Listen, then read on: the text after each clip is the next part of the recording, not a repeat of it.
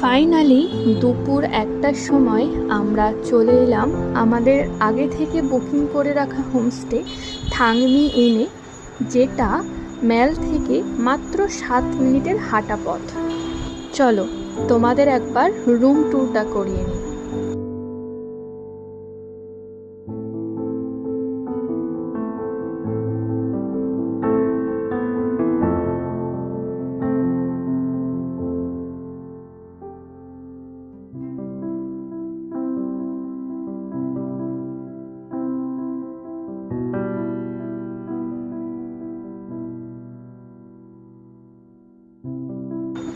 এবার দেখাই আসল জিনিস।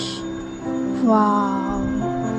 যদি সব ঠিকঠাক থাকে এটা কিন্তু আমাদের চিপেস্ট ট্যুর হতে চলেছে, কারণ এই যে দেখছো এত সুন্দর একটা ভিউ নিয়ে একটা হোমস্টে, এটার পার নাইট পার পারসন ভাড়া কত নিয়েছে জানো আমাদের থেকে, উইথ ফুডিং অ্যান্ড লজিং?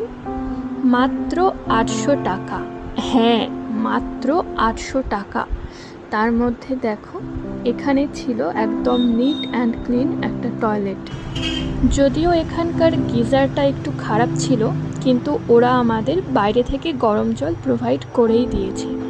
চলো এবার লাঞ্চে দেখে নিই কী কী দিয়েছিল। সাদা ভাত, ডিম কারি, ডাল আর আলু পটলের তরকারি।